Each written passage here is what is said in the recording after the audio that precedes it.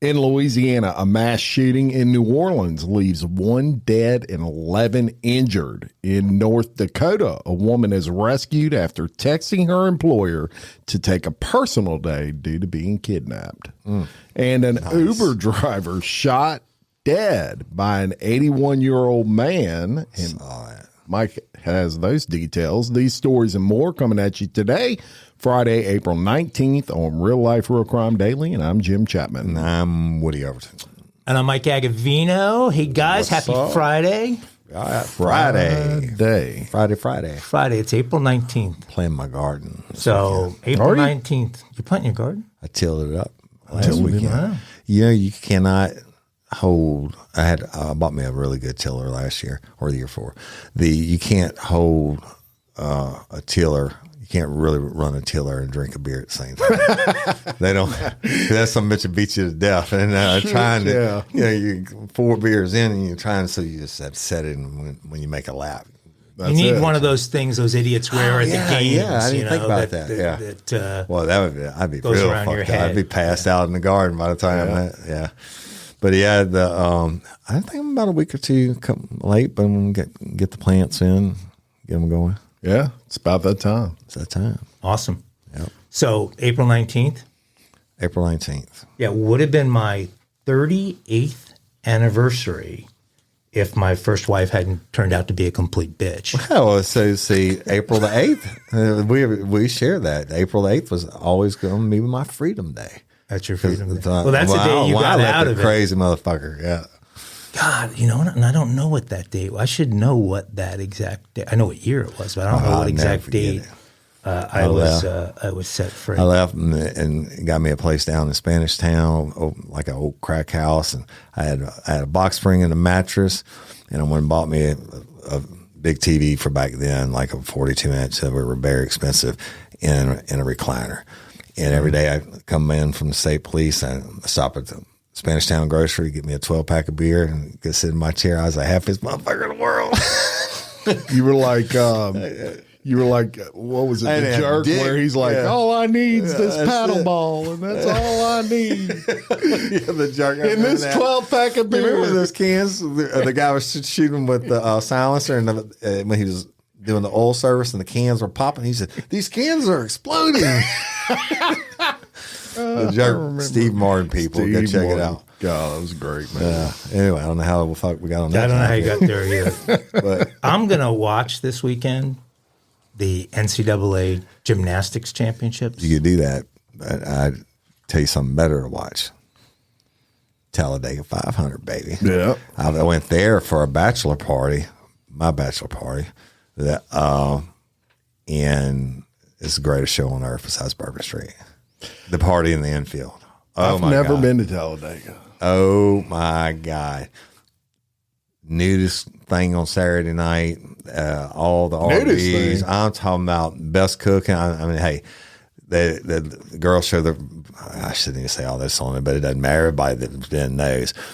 They're no strangers showing their boobs all the time. And nobody gives a shit about the race. I mean, it's going on around you. It's 37-degree embankments, 2-mile track, and you just in there. Shout out to Gene Welch, my buddy is from there. We stay at his lake house, but just a hell of a good time. Let me call my travel agent. Yeah, call your travel agent. But watching it, you can't get that. It's like going to the Kentucky Derby. You never see a horse. Absolutely. You're drinking mint juleps all day. But what you do is, so you go one time and spend all the money going one time, and then every time it comes on, you put some on the grill and get drunk anyway and relive the memory. I'm there by osmosis. So I had a chance at one point. There's I don't know what it's called today, but it used to be called the Motor Racing Network, where they were selling a package to broadcast on radio the entire racing series. Yeah. Well, so I'm listening back to what it's going to sound like on radio, and I mean, it's ridiculous. Yeah. Well, they do all the NASCAR races. No, I know they do. Yeah, you're right. You can't see anything, but I walked. I just couldn't understand how anyone would follow a race on radio because all you're doing is hearing, the sounds of Speed Racer and the Mach 5 going by. I get that. But let me tell you the difference, and we'll go back to Livy Dunn because I always like to talk and think about her. I didn't mention Livy Dunn. I just said I was going to watch some gymnastics. It tells me where your mind is. But I want to talk about Livy Dunn. When you say gymnastics, two things pop in my mind: Mary Lou Retton and Livy Dunn. Yeah. Really? Other than that, I don't give a fuck about gymnastics. Although my nephew is like ranked in and Livy Dunn. She was very sick recently. She almost passed away, but she came through it. But so wait, what were you going to say? I forgot what I was going to say. Something about NASCAR. Let me tell you, but the Louisiana, they were supposed to build a track here in Livingston Parish, and like 30 years ago, and the powers that be didn't want it in. And so it went somewhere else. But when I lived in Tennessee and all these different places, people would be driving around with their racers' flags on the car, like you see the LSU flags and stuff. And you go to the bars and watch the race stuff. You used to think there's their mama and daddy's racing around the track. Yeah. They take that shit serious. No, they do. Yeah. They do. But I don't get it on radio. But now that you've brought up Livy Dunn, I mean, she's a senior. This is it. This is the last. And I don't know. I mean, I know she's a good gymnast, but I know LSU is a very good team, but I don't think she's like a finalist in any of these events for NCAA. My prediction's pain. And whatever she does, she's going to do it well. Yeah. It doesn't matter. We can speculate. You got me off track again. Speculate. Whatever she does, she's going to be successful at it. I watched Ivan Drago the other day. Yes. It was on. You know what he says before the first fight? I will break you. No, he says, you will lose. You will lose. Oh, yeah. You will lose. You would lose. But Livy Dunn, what's she going to do after? Doesn't matter. It does matter. She's going to get paid. Well, I'm going to tell you what she's going to do. She's going to get paid. Whatever she does, she's going to get paid. Okay. What do any gymnasts do after, though? I mean, really? I mean, they can become Olympians, but she's not. She's not. No, there. I know, but she could be. She could be a sportscaster doing that. I mean, I don't know if she has the talent to do that. 1,000,000 to 1 odds that this prediction is going to true. Whatever she does, she's going to make more money than all three of us put together. 100%. I think that's very, very possible. I don't think that's an automatic because, look, this is a very weird thing where, and we see it a little bit in the Caitlin Clark thing as well, but with NIL, there's no comparison. With NIL, no, it's a very different thing, okay?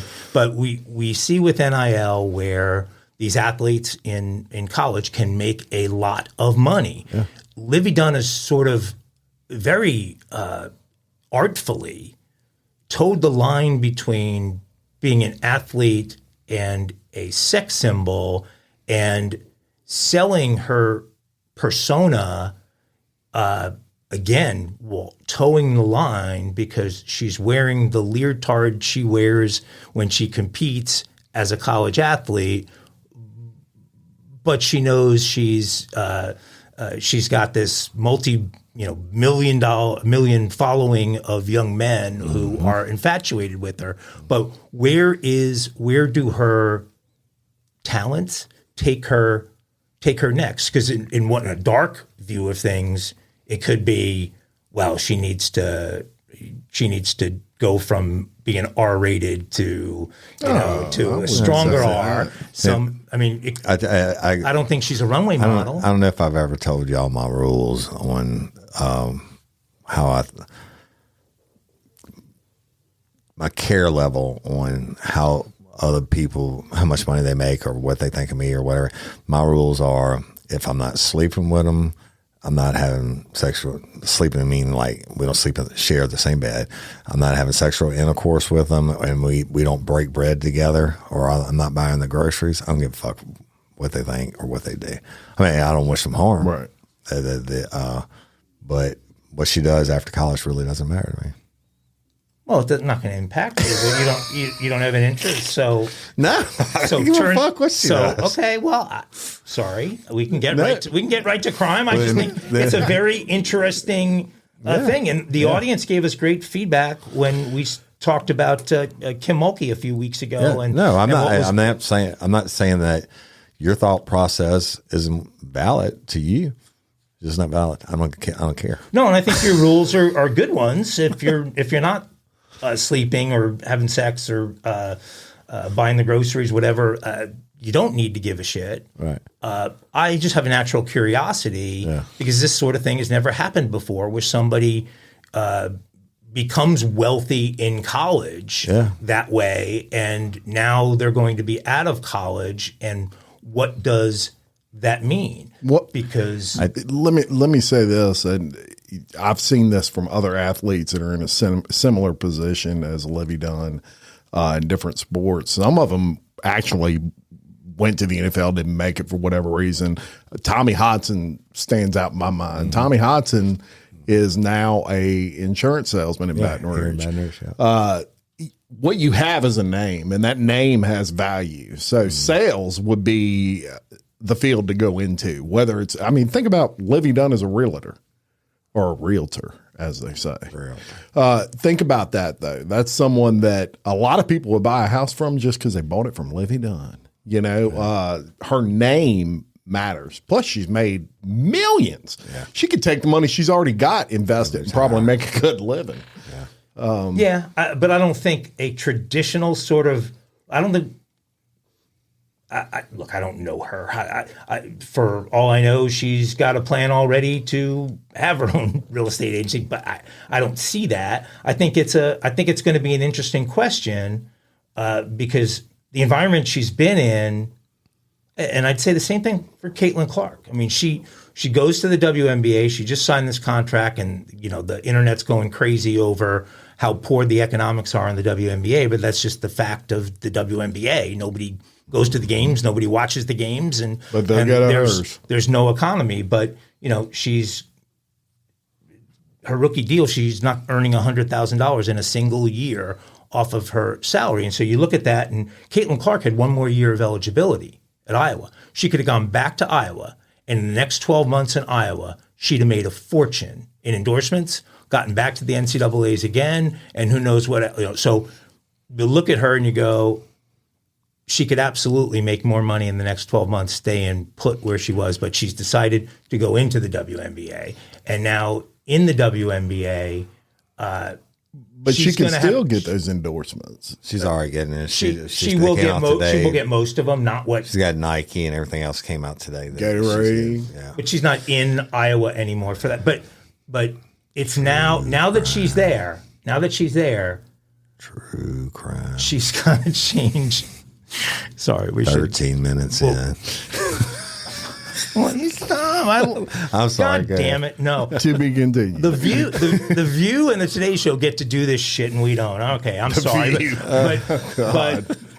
Caitlin Clark. If I was running the WNBA, I would be going to all the refs. Okay, nobody touches her; it's a foul. Okay, nobody touches her; it's a foul. I'd be going to the other teams and going, "Don't you dare guard her." Okay, she's 30 feet out. Don't you dare try to block her, because they need her to become that big a deal on a professional level in order to take that sport from a loser to a winner. And that's going to go against all the other women in the sport who want to beat her and beat her up and be real physical with her and everything. It's going to be fascinating to watch. I'm fascinated to watch the business aspect of it as it evolves, and just the human element piece of it. And I think these two names, which probably no one mentions other than on the show 14 minutes in the same breath, I think those two names are going to be mentioned in the same breath moving forward, because I think they're going to be very relevant comparisons. Caitlin Clark and Livy Dunn. You heard it here first, and now to true crime. Yes, time for true crime. Time for Friday. All right, and we've got a pretty bizarre story coming out of North Dakota to lead things off today. Anthony Peterson, 39, has been charged with unlawful possession of a firearm and terrorizing with a dangerous weapon. So let's get into the story. A North Dakota woman who was being held hostage for 3 days has been rescued after she texted her boss while in captivity.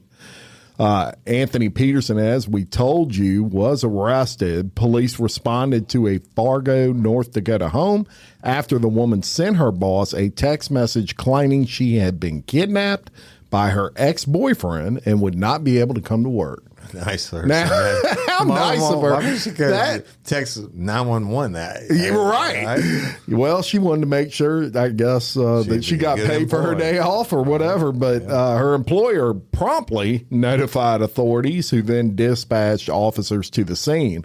When officers arrived at the residence, it was the woman who opened the door, and she was rescued safely from the scene.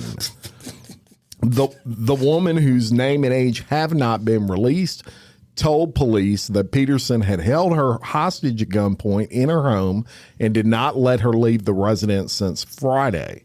While interviewing the woman, police found Peterson asleep on the couch and in possession of a handgun. The gun was stolen, and Peterson is not allowed to have a firearm in his possession. He was a felon. Right. Peterson, who is from Lakeview, Minnesota, had several convictions in his home state between 2003 and 2023. The convictions included violating a protection order on 3 separate occasions and stalking and domestic assault. He was also charged with assault in Fargo in 2011, and that case was dismissed in 2019. He pled not guilty in that case. Following last week's arrest, Peterson was also facing charges for stolen property and felonious restraint. Fargo police said in a statement, all of that information, court and jail records show he has not been charged with those offenses. So there you have it. So pretty much I would think the rules for kidnappers package would come, and rule number 1 would be do not let the kidnapped victim have a communication device. Yeah, you would think, right? Well, but you would he's think sleeping on the couch, right, and he's giving her a phone, right, and she's kidnapped. Maybe he just thought she wasn't going to do shit. I think that guy needs some fucking banjos. And was sleeping. Yeah, he would qualify. And was sleeping on the couch with the gun. So, and I'm sure this woman felt very intimidated. This guy sounds like a piece of shit, even in his past. But bizarre situation. You would think she would have dialed 911, but she did call her boss. Yeah, I'll tell you what, that's someone that's not losing their job. Yeah. She might get Employee of the Month. Yeah, jeez. That's as dumb as some of the stuff we saw in Fargo. Remember Fargo? Yeah. William H. Macy? Yeah. The car salesman? Yeah, when they kidnapped him all and actually killed her or whatever. Yeah. I need to watch that again. I haven't seen that in years. Hey, y'all, let me tell you about Gobble. All Gobble meal kits are pre-prepped. That means less work for you and less waste in your kitchen. Their meal kits include everything you need so you can save time at the store or just skip that trip entirely. I got the box in and I had 3 different meals. I had a Kung Pao chicken, crispy fish tacos, and a beef bourguignon, however you say it. But let me tell you about the classic beef bourguignon. Look, it came with beef pot roast and a beef broth concentrate, red wine demi-glaze, cremini mushrooms, cipollone onions, mashed potatoes, baby carrots, and rosemary thyme butter. It was so easy to make. Literally like 15 minutes it took Cindy. And let me tell you something. And all the dishes were fire, but this thing was like a taste explosion in my mouth. It's just unreal. We got to spend more time together and more time doing the things we love because everything came in this one single box right to my door. So see what a difference Gobble will make for your household. Right now, they're offering my listeners a fantastic limited time deal. You get $120 off across 4 boxes plus free shipping and free cookies. And let me tell you, those cookies, I ate one that was sin baked and it was delicious. Go to gobble.com/real life. That's GOBBLE.com/real life for $120 off your first 4 boxes. This offer is not available on the home site, so don't miss out. This is genius. It's taste explosions in your mouth like you never had. Hey, ladies, are you feeling overwhelmed by hormonal changes? Well, you're definitely not alone. There are more than 1,000 hormone disruptors living in our environment right now. It's in your food, your water, the air you breathe, the clothes you wear, your skincare products. They all mess with your hormones. Then there's the natural hormone changes your body goes through, premenopause, menopause. And while it's a natural process, it doesn't mean you have to suffer through it. The good news is you don't have to suffer through it anymore because now you have Hormone Harmony, a formula made only with herbal ingredients that are shown to reduce hormonal symptoms in women of all ages. Hormone Harmony is not just a hormone support and supplement. It's become a phenomenon. Women can't stop talking about it on social media. A bottle of Hormone Harmony is sold every 24 seconds. And the biggest benefit? Well, my wife says it makes her feel like her own self again. And that's what women mention over and over in the reviews. And there are over 30,000 reviews for Hormone Harmony. And for a limited time, you can get 15% off your entire first order at happymammoth.com. Just use code RLRC at checkout. That's happymammoth.com and use code RLRC for 15% off today. That's happymammoth.com and use code RLRC. We're going to go to Vietnam. Vietnam. A court in Ho Chi Minh City, which used to be called Ho Chi Minh Trail. Saigon. Woody for 20. You know all about Full Metal Jacket and Platoon. Love you all the time. Choke yourself. Pure Alabama black snake. A court in Ho Chi Minh City has found a 67-year-old billionaire. What? Billionaire guilty of diverting funds from a big commercial bank there. The fraudulent activity, which spanned over a decade, led to the loss of $27 billion. Dang. Trung My Lan, a Vietnamese billionaire and renowned real estate mogul, is the woman behind the sophisticated scheme. The sentence for such an offense in Vietnam, anybody? Guillotine. It's death. Hanging. It's death. I'm not exactly sure how they're going to do it, but yes, the sentence is death. The court ruled that Lan's actions gravely undermined public confidence in the country's financial systems. As the chair of the Van Thinh Phat real estate conglomerate, she was implicated in a sophisticated scheme that operated for over a decade, from 2012 to 2023. The fraud involved the approval of loans to non-existent companies, resulting in losses that many fear will be impossible to cover. So created this huge number of fraudulent loans that were never going to be paid back, and did it through a very sophisticated network of banks. So Vietnam has recently intensified its efforts to combat corruption and restore integrity in various sectors by targeting high-profile individuals, and the conviction of Lan and her co-conspirators underscores the new commitment, along with her husband, whose name is Eric Chu Nap Kee, and he's a Hong Kong-based property magnate. She was indicted along with a group of 85 other co-conspirators. The CEO of Van Thinh Phat, who is Lan's niece, was sentenced to 17 years in prison for her involvement in the fraud. Additionally, a former central bank official implicated in the scandal received a life sentence for accepting bribes in the whole thing. Overall, authorities seized over 1,000 properties, so 1,000 different pieces of real estate, and significant amounts of cash connected to the fraud activities of Lan and her accomplices. 70 individuals, including her and her husband, have been incarcerated.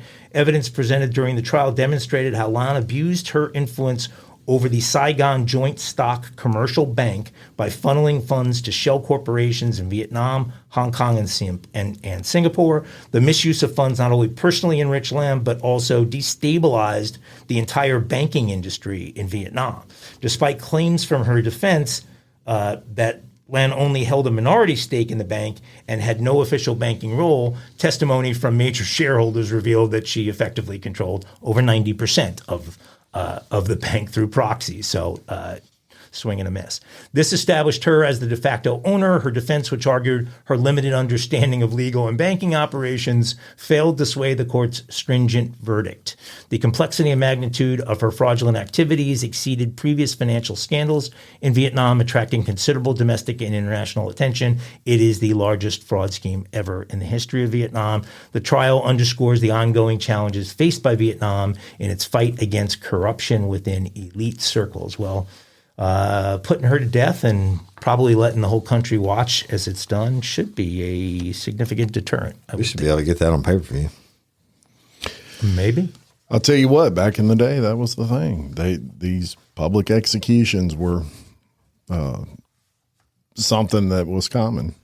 Right here, Bloody Angola. We tell you about the first one ever in the state of Louisiana, held right here in Livingston Parish at the old courthouse. Yeah. They didn't have pay-per-view, though. No. None of that time. Probably had popcorn there. All right, we're going to Nebraska. And look, these teachers. Jim's hitting some rare states today. North Dakota. Gotta include everybody. I've driven through all those. We're doing. That's right. Tim Couch. No, that was Eric Kentucky. Crouch. Eric Crouch. Tim Couch was you're going Kentucky. Right. Dave Remington. Remington Steel. Well, I'll tell you this one right here, no laughing matter. This a Nebraska teacher was arrested on April 13th after police caught her undressed in a car with a teenager. It's a no-no. At 2:49 p.m. on that day, the Douglas County Sheriff's Office received a call about a suspicious vehicle parked on a dead-end street. The deputies found the car, a gray 2015 Honda Pilot, and two people in the back seat. One of the people inside quickly got into the driver's seat and drove away, crashing into a yard 2 blocks away. The driver, which was a teenage male, got out of the car wearing no clothes and fled on foot. Deputies spoke to the other person in the car, which was an adult female identified as Erin Ward, who was putting her clothes on in the back seat. When deputies found an Omaha public school employee ID in the SUV, Ward confirmed she was a substitute teacher at OPS Burke High School and 2 other local schools. Ward also admitted to having sexual intercourse with the driver, who was a 17-year-old male student at Burke High School. Ward and her spouse owned the vehicle. Shortly after 4 p.m., deputies found the 17-year-old in a nearby neighborhood wearing boxer shorts, a T-shirt, and socks. He was transported to a safe place to receive care and be interviewed. Ward and the teen, whose identity is not made public because of his age, were given minor medical attention for injuries they sustained in the crash and when the teen was fleeing on foot. The sheriff's office confirmed that Ward was that employee at that school. She was arrested and charged with 1 count of felony sexual abuse by a school employee. This is becoming super common, it seems. And a divorce lawyer in that town just got a retainer. Yeah. Because the husband and her own the pilot together. Yeah. Yeah, you're That's right. Fucking stupid. Well, he might have approved of her behavior. I doubt it. She's cute, too. Yeah. Yep. Well, this is just becoming a really common thing with these teachers. Yeah, and we had one here recently in Tangipahoa Parish. They got impregnated. Yes. And I'm like, yes. Pretty sure I could tell you good what teachers caused in this that. world that are like, WTF? Oh, yeah, what are y'all good, doing? mad in every profession. And she's a substitute at 3 schools. I'm sure that's her grooming grounds, and I'm probably not the first one she's done. Yeah. Or either that or that 17-year-old had mad game. Why'd the car crash? I don't get that. Because he hauled ass. Driving naked.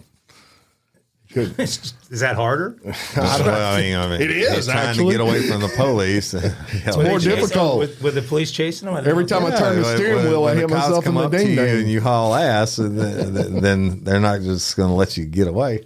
Yeah. They're going to chase him. Okay.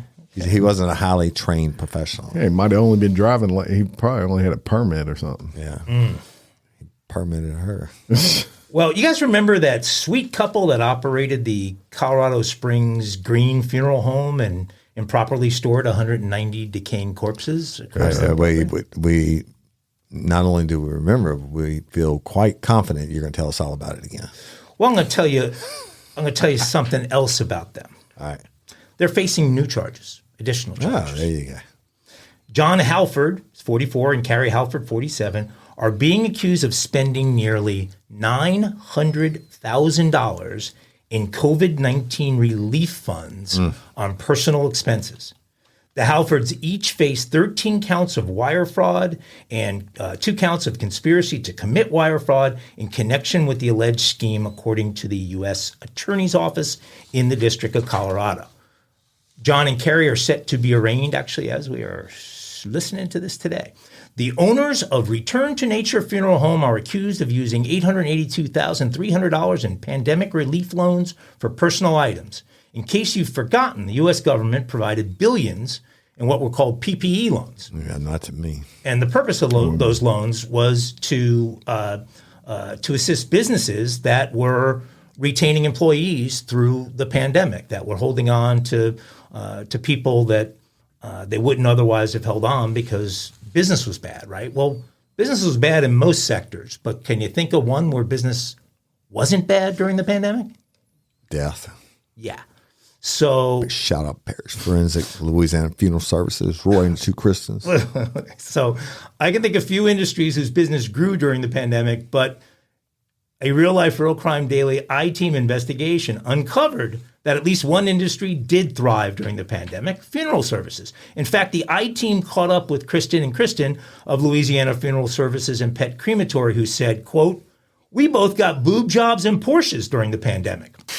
They didn't say that, but I did get permission from them to. The Halfords used nearly 900. Spark something uncommon this holiday with just the right gift from Uncommon Goods. The busy holiday season is here, and Uncommon Goods makes it less stressful with incredible hand-picked gifts for everyone on your list, all in one spot. Gifts to spark joy, wonder, delight, and that's exactly what I wanted feeling. Hey, y'all, I ordered a super cool piece. It's a candle with a sculpture of LSU's Tiger Stadium on top of it. And each officially licensed laser cut wooden replica features up to 4 layers of detail, creating a bird's eye view of a specific football field, seating section, and more. And every label includes your stadium's name, the team's logo, and school location. And it has a coconut, soy, vegan wax infused with sandalwood smell that creates tailgates and touchdown scent profile, reminiscent of game day. It's invigorating like fresh cut grass and nostalgic like smoke from a pre-game grill, and calming like the crisp autumn air of a new semester on campus. Y'all, I love it. I have it at the base of my TV, and I'm ready to watch the Tigers play on Saturday night, right? Uncommon Goods. Look, when you shop at Uncommon Goods, you're supporting artists and small independent businesses. And many of their handcrafted products are made in small batches. So shop now before they sell out this holiday season. Uncommon Goods looks for products that are high quality, unique, and often handmade or made in the U.S. They have the most meaningful, out of the ordinary gifts anywhere. They even have gifts you can personalize.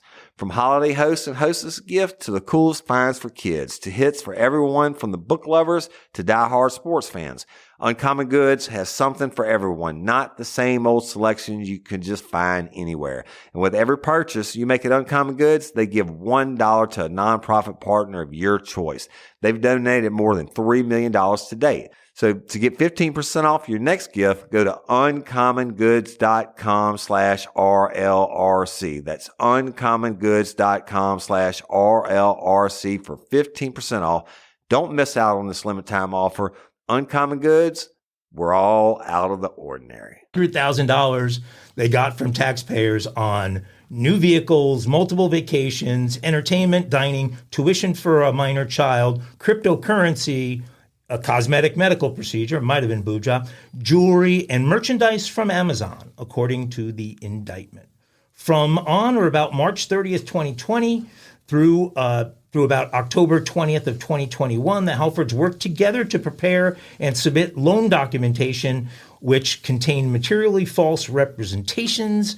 The indictment alleges during the application process, the couple falsified that they were not engaged in any illegal activity. other than dumping 190 corpses around the property. Remember, the prior indictment against the Halfords accused them of collecting more than $130,000 from families for cremation or burial services that they never provided, and filing false death certificates, providing decedent's family members, friends, or next of kin with urns filled with dry concrete mix instead of the actual cremation remains. So all of this falls on top of it. So, folks, this is all an example of very, very poor service in the funeral services industry. But I can tell you about a place that sits right under a big American flag in Broussard, Louisiana, that provides simply the best and most compassionate funeral and cremation related services on earth. And when it's time for you to go see our friends, go see Roy, Kristen, and Kristen. You can check them out at lafuneralservices.com or lapetcrematory.com. And remember what they say: rest easy. And one more thing on that, y'all, we got to go, toward facilities and everything else and record from there. These people are legit, and it's not just a commercial anymore for us. I can tell you, we care about Roy and Kristen and all the people that are there. They're great. And if you need that shit, then that's the place you need to go. The faces of you two when I said they got boob jobs and Porsches. Yeah. I was like, no fucking way we're putting that on there. And by the way, I don't know what they drive, but I didn't see any Porsches parked in the parking lot. They're not making a killing, no pun intended. There you go. Well, we're going to keep it in Louisiana for this one. All right, back home. New Orleans. And a woman is dead. 11 more people are injured following a mass shooting outside of a New Orleans nightclub just before midnight on Sunday, April 14th. At that time, shots rang out. This was on the 800 block of South Peter Street. The shooting occurred at Republic Nola, a popular nightclub in the city's warehouse district. All victims of the shootings were adults. At a nearby hotel, Kelsey Holt, who was of Nashville, she awoke to the sound of 6 or 7 gunshots. And she said from her window, she saw 30 or 40 people pouring out of the club. Some fled down the street while others propped themselves against the club's exterior. Now, responding officers found one woman fatally shot lying on the sidewalk. 4 bullets had riddled through the club's padlocked doors. A car parked near the nightclub also had been hit by gunfire. Police have not yet identified a shooter or shooters involved in the incident or even a motive. Some of the 6 women and 5 men injured in Sunday's shooting were taken to a local hospital by EMS, while others were actually driven there by civilians. Now, Louisiana has seen 8 mass shootings so far this year. There's a site called Gun Violence Archive. It keeps state by state statistics on shootings, and it defines a mass shooting as a shooting in which 4 or more people are injured, excluding the shooter. So let's talk about this. Now, there's a new presence in New Orleans with Troop NOLA being instituted, and that should help matters. But crime in Louisiana, especially in the city of Baton Rouge, is fast rising. Already 38 homicides this year, which is the same total that Baton Rouge was at in 2021, which was a record year for homicides in Baton Rouge. What is going on with the crime? There's no respect. Everything's out of control. But hopefully, like we talked in the last episode, that they're going to start targeting. Yeah, they started those units. I'm going to go back just like, I think I had just started Real Life Real Crime, and I was doing defense consulting work still. Had a mass shooting on Bourbon Street just like this. And our client got arrested as whomever, like 100 people in the crowd. And some people they picked out. And he was actually from Lafayette. And shout out to our Lafayette fans who said we didn't cover whatever story. Some kids got killed or shootings last week. We can't cover everything. But they get him, put him in on however many counts of first-degree murder. And I went and investigated the case, and turned out it was actually Another guy had pulled the gun first. This guy pulls the gun in actual self-defense, and they were both from Lafayette. Neither one was from New Orleans. But it's just like, you know, I'm going to pull a gun, you pull a gun, or you threaten me with a gun, I'm going to shoot everybody up. And so I ended up getting them off and making a self-defense for like this case. And the crime and the murder rates going up, it's no respect. Yeah, and then one kills one, and they're going to come back and retaliate and kill two, and just I think that's definitely a big part of it. But I would also say the policing, you don't have the amount of officers that you used to have policing the streets. Right. And when you're not focusing on the gangs, which Baton Rouge specifically has not been doing prior to this, I mean, things get out of hand, out of control. Well, the officers are underpaid, overworked, and they don't have the respect like we used to have. Yeah. And everybody's got a camera and only wants to show the bad side. You know. The deterrent is not there. Right? Yep. No, the deterrent obvious. is not what the deterrent has been, you know, in prior decades and even just a few years ago. And look, there is an impact a bad economy has on crime. And, you know, a lot of people are talking about this economy being good. Well, if you're in the top 1%, the economy is good because this is an economy where we've seen great expansion in Wall Street. So people who are holding tons of equity are seeing portfolios grow. But when you get outside of the bubble of that top 1%, this is not a good economy. And especially toward the lower middle class and below, it is as big a struggle as it has ever been historically. And you're always going to have increased crime when that's the case. And so it's a bunch of factors coming together, but it's scary, and it's scary for the officers as well. I mean, okay, we're going to go to Ohio. Buckeye State. Listen, Brian Bosworth. Listen. So, Brian Bosworth. Is that That's Oklahoma. That's Oklahoma? Oklahoma. Okay. It's close enough. You're trying to come up with an Ohio State. Joe Burrow. That's what I'm trying to Joe think. Burrow. Before Yeah, he transferred to LSU. that's true. Sure did. Well, that doesn't count. Yes, it does. No, Burrow is LSU. He said he went to school at Ohio State. He played football at LSU. Ooh, Okay, good. I like That's that good. quote. That's good. Jack Nicklaus. Ohio The State. Golden Bear. I mean, that's a little bit before my time to know where the fuck he went to college, but I know him as a Who's the Golden running Bear. back who was on the Cowboys forever? Emmett Smith. No. Recently, that they just got rid of. Oh, yeah. The one that was always doing yeah, feed him. feed him. I forget. He had told me. He's an Ohio State guy. The quarterback on the Bears was an Ohio State. There are lots of Ohio State guys out there. We just did a Jimmy horrible job of coming up with Ohio State people. used to love BYU, Jim McMahon. Yeah, BYU. he was. Okay, so a 61-year-old Uber driver in Ohio was shot and killed by an 81-year-old man who was under the false belief that she was involved in an effort to scam him. So here's how this thing went down. William Brock, this is back on March 25, William Brock called the Clark County Sheriff's Office and reported that he had shot a woman, and this is all according to the police affidavit. Brock allegedly told authorities that, quote, a male on the phone threatened him and his family.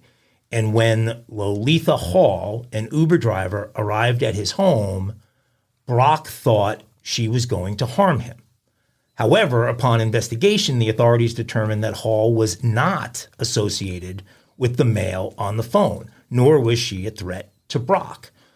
On April 10th, Brock was arrested and charged with murder. He pleaded not guilty, and his bond was set at $200,000.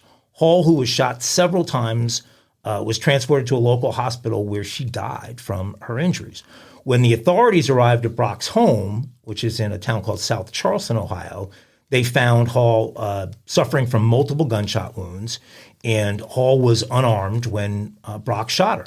Lieutenant Christopher Schultz of the Clark County Sheriff's Office said that Brock had received a scam call earlier that day from a person purporting to be someone from our courts who informed him that a family member was incarcerated and that he had a bond of a significant amount of money. The calls turned from "I'm an officer in the court" to "we have this subject hostage. This is a ransom demand," Schultz said.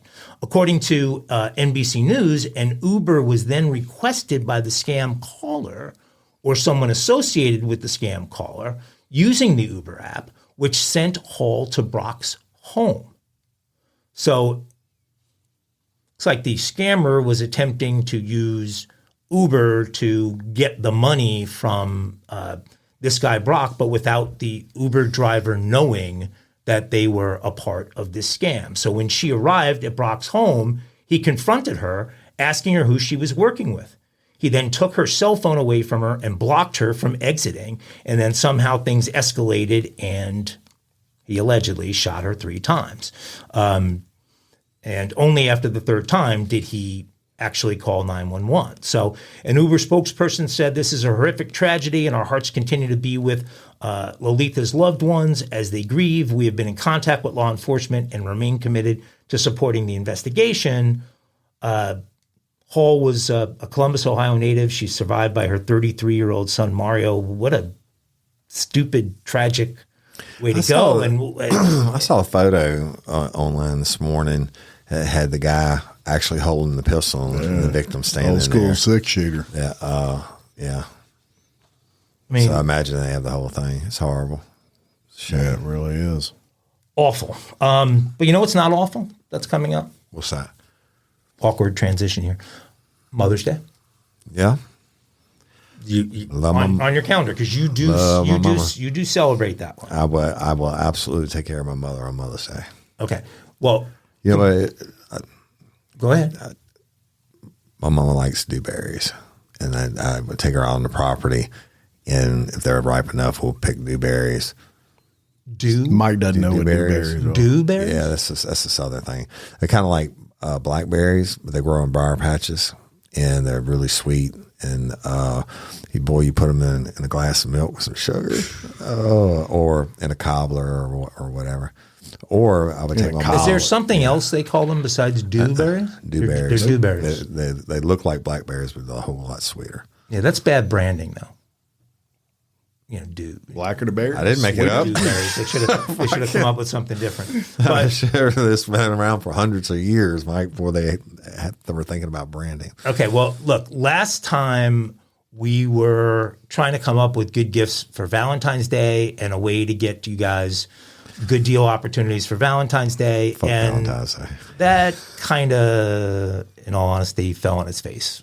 We didn't get a lot of uptake on that. But undeterred, we went out and found a couple of things on some future episodes. We'll share a couple of those. But the one I want to talk to you about today is a company called Eric Javits. It's ERICJAVITS, ericjavits.com.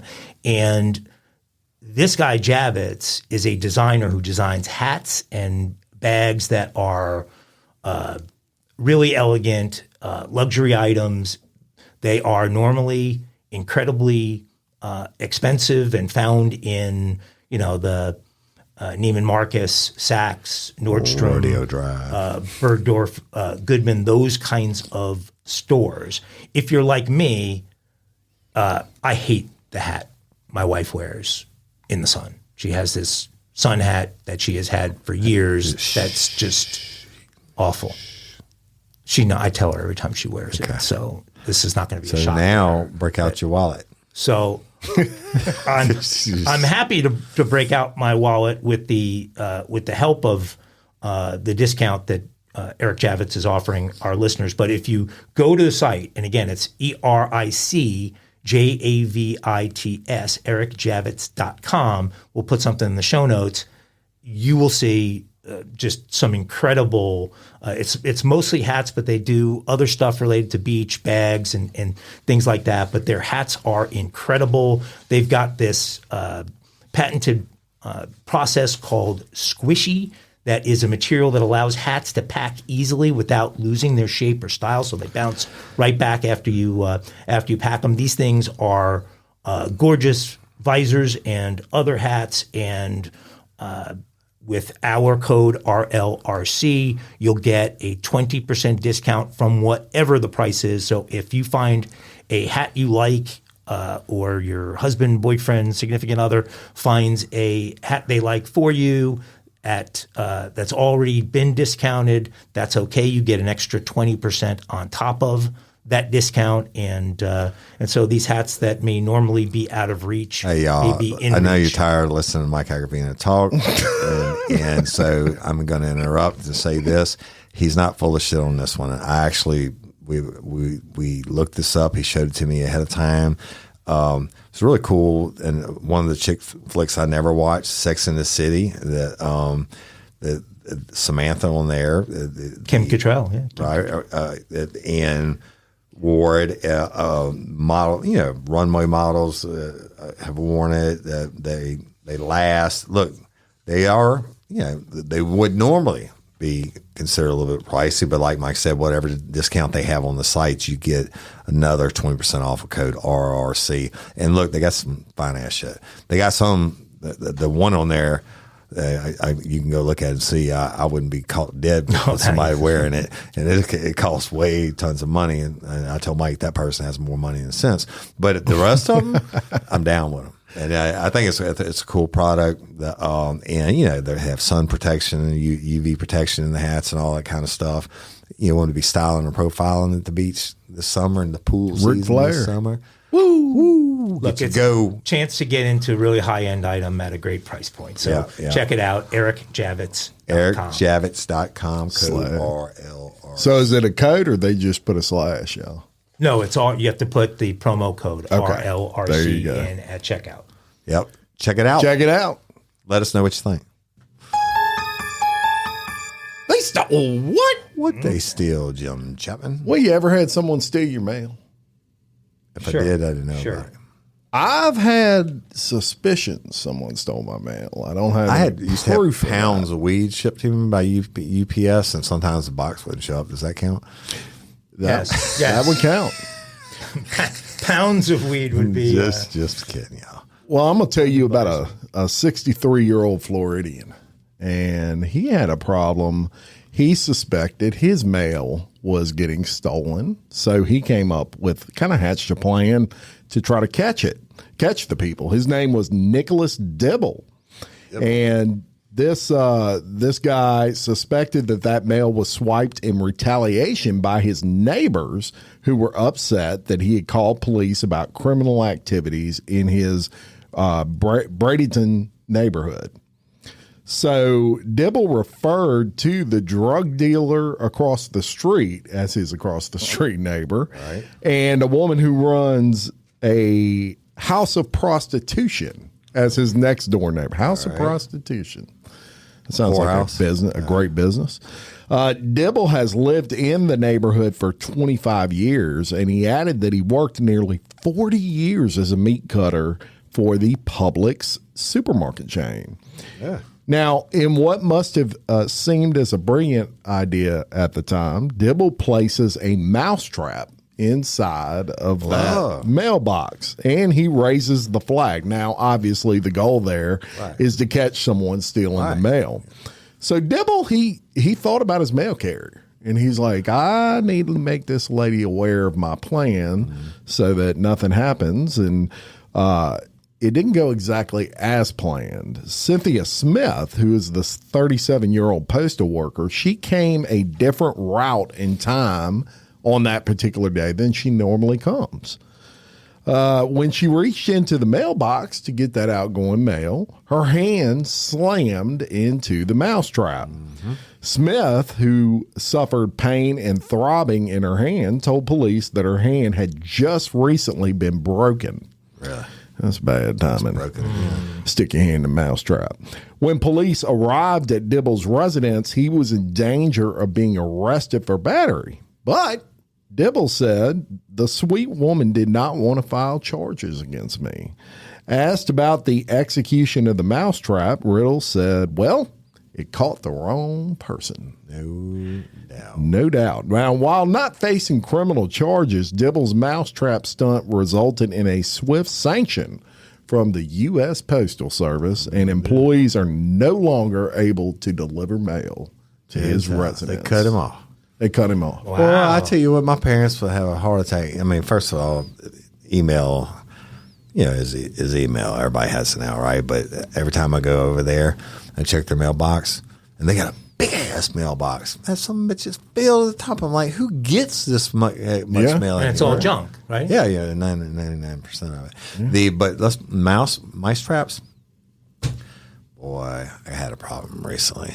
When the weather changed, and it only happens like once a year when it goes from like cold to really like you hit that 80s. Warm front. Fucking mice came in the country place. The mice came in and just the lady had come and cleaned. Everything was clean and just fucking everywhere on my bedside table. I had my shit. I'm like, what? Look at that! I got in my bed and I do like taco burrito middle of the night. Underneath my fucking covers, the mouse came underneath my covers and went across my legs. I'm jumping up into the roof. I'm like, it's on now, bitches. And so I went to the store and I bought some fancy poisons type one where they get in and go die. And evidently that shit. Then they were shitting on top of the poison box. Oh, and man. so I went back. And I said, give me the old school fucking mice traps, right? Yeah. I got 10 of them. Yeah. And you don't want to bait them with cheese because I did that and I couldn't figure out how I wasn't catching any because they can get away with picking the cheese. So I watched the YouTube, peanut butter. But I went and then look, they gotta let me work tell you for something. Then some bitches are dangerous. You got to pull them back and hold them back and put your peanut butter on. And you got this little stick you got to slit and it won't. You got to let up 9 times out of 10 that stick kicks out. Yeah, and you're waiting on the thing to flip back on you. And but anyway, I got upset. I killed 7. Come on. 7. Pop. It was like deer hunt. I'm in there watching TV. Before I would watch the TV and I put it on mute and somebody call or whatever, put it on mute and I could hear the fucking mice in the cabinet. Oh, shit. And now I pop. And I got another one. Damn. Anyway, I don't know. They cook up nice though, don't they? That's, you know what? If I was starving, I'd eat it. Yeah. I'm not starving. Nope. I'm a little bit better hunter than that. That's right. Well, that is. Shit. Yeah, they stole one. They stole what? If I had a mouse the size of a squirrel, I'd just move out. I've seen a few. Now, I'm talking about rats. I don't fucking remember. Oh, yeah. Dude, got in the bed with that me. nutria didn't climb across my bed. That would have been that mice knows me intimately.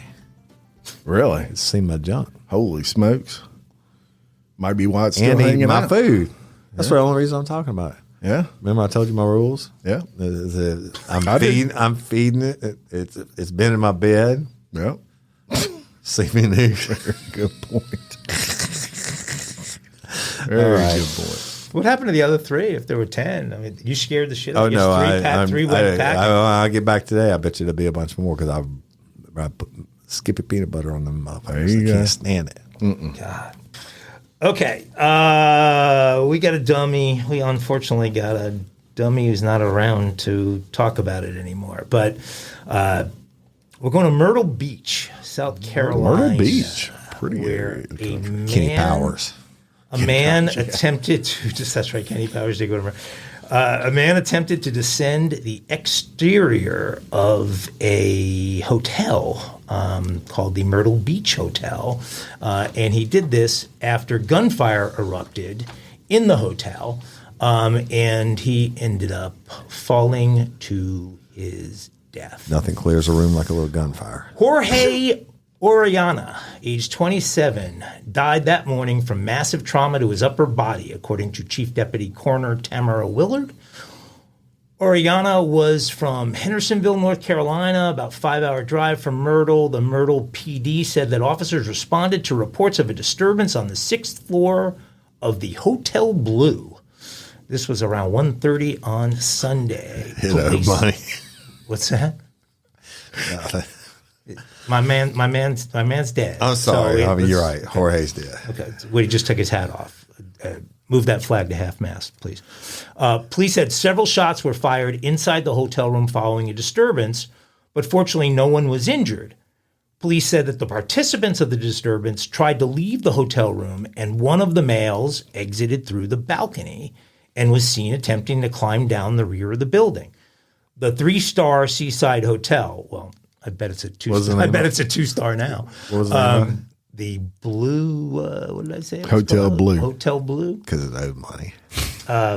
He needed the money. It has private balconies hanging off of every room, and it seems like there would be a logical path to be able to climb down without having to be in some kind of fantastic shape or take tremendous strength. But for some reason, this guy lost his balance before he even got to the 5th floor. And so he fell a full 5 stories down. Oriana was rushed to the Grand Strand Regional Medical Center, but he died from his injuries. And police are investigating this thing, whatever there is to investigate, but it just...